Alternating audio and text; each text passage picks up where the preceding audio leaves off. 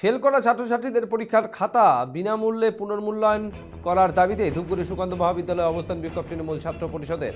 সম্প্রতি উত্তরবঙ্গ বিশ্ববিদ্যালয়ের অধীনে থাকা কলেজগুলির প্রথম সেমিস্টারের ফলাফল প্রকাশিত হয়েছে। তাতে দেখা যাচ্ছে বিশ্ববিদ্যালয়ের অধীনে প্রায় 90% ছাত্রছাত্রী উত্তীর্ণ হতে পারেনি। ধূপগুড়ি সুকান্ত মহাবিদ্যালয়ের ক্ষেত্রেও ছাত্রছাত্রীদের ফলাফল থেকে হতাশ সকলে। ফেল করা ছাত্রছাত্রীদের নিয়ে মঙ্গলবার দুপুরে সুকান্ত মহাবিদ্যালয়ের অধ্যক্ষের অফিসের সামনে অবস্থান বিক্ষোভে সামিল হয় তৃণমূল ছাত্র পরিষদ।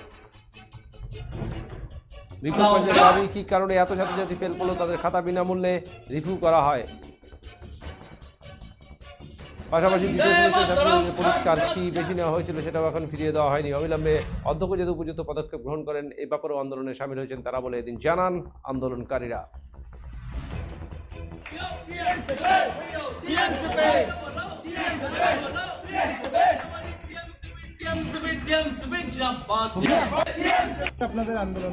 আমাদের আন্দোলন যে প্রতিটা ইউনিভার্সিটি কলেজের মধ্যে আমাদের যে এই শিক্ষার্থীরা ফার্স্ট সেমিস্টার সেকেন্ড সেমিস্টার পরীক্ষা দিয়েছে, এদের বেশিরভাগ 90% স্টুডেন্টরা ফেল করেছে। এমনটা সম্ভব না যে আমাদের জলপাইগুড়ি ডিস্ট্রিক্টের প্রতিটা কলেজই খারাপ, এটা আমরা মানতে পারছি না। তাই জন্য আমরা দাবি রেখেছি এটা যে আমাদের সমস্ত ছাত্রছাত্রীদের বিনামূল্যে পিপিআর ব্যবস্থা করে দিতে হবে।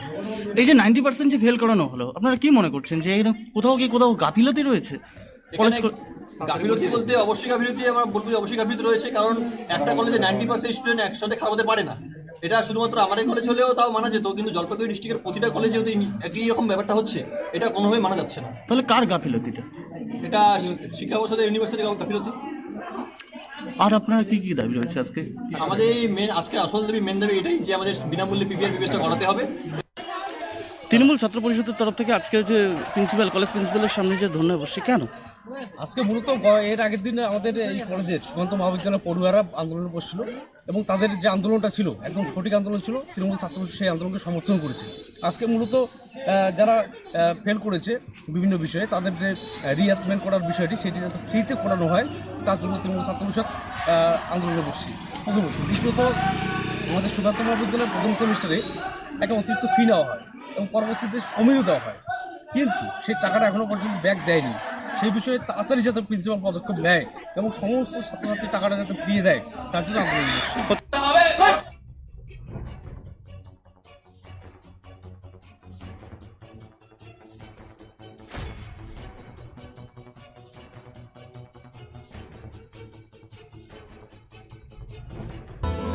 হোটেল পোদ্দার রেসিডেন্সি এই প্রথম কোচবিহারে 3 স্টার ক্যাটাগরি হোটেল।